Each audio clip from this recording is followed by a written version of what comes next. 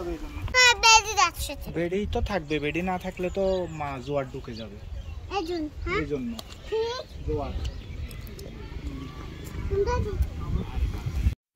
আসসালামু আলাইকুম প্রিয় ভিউয়ার্স, বরাবরের মতোই আমার পছন্দের জায়গা নদী তীরে বেড়াতে যাই। এবার আমাদের গন্তব্য ছিল নোয়াখালীর কোম্পানীগঞ্জ উপজেলার মুসাফর ইউনিয়ন সংলগ্ন ছোটপেনি নদীর তীরবর্তী এলাকা।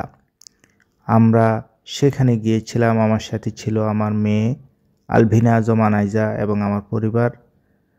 আমরা বেশ এনজয় করেছিলাম। নতুন প্রাকৃতিক পরিবেশ মেয়ের কাছে, মেয়ে খুব খুশি হয়েছিল, সে খুব এনজয় করছিল। বিশেষ করে নদী তীরবর্তী যে ট্রলার, নৌকা, নানা রকমের প্রাকৃতিক গাছপালা, যে ভিউ, টোটালি প্রাকৃতিক নৈসর্গিক খোলা আকাশ, উন্মুক্ত প্রান্তর, গবাদি পশুর ছুটে চলা বিচরণ ক্ষেত্র, প্রাকৃতিক অনেক গাছ, সব মিলিয়ে পরিবেশটি যে কোনো সৌন্দর্য পিপাসু মানুষের জন্য নিঃসন্দেহে অন্যতম একটি ভালো পর্যটন স্পট হতে পারে।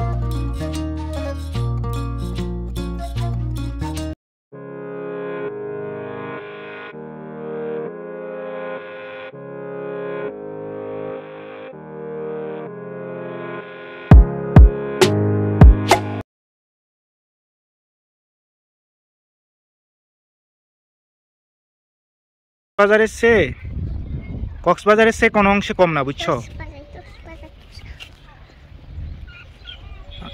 আনাজা পড়বে।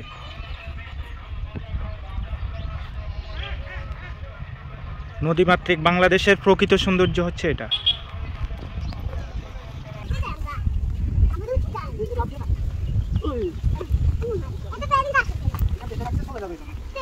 ট্রলারের মধ্যে সাদা সাদা কি আছে দেখছো? এটা তো আমি দেখতে চলে যাবে। ওই জোয়ার আসলে যাতে না চলে যায় জন্য দেখো। তে বেরিয়ে যাচ্ছে। মাছি মাছি লাগে। হ্যাঁ বলে যাবে না।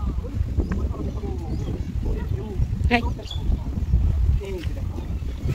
পানি চলে যায়। জোয়ার জোয়ার ভাটা পড়ছে, ভাটা।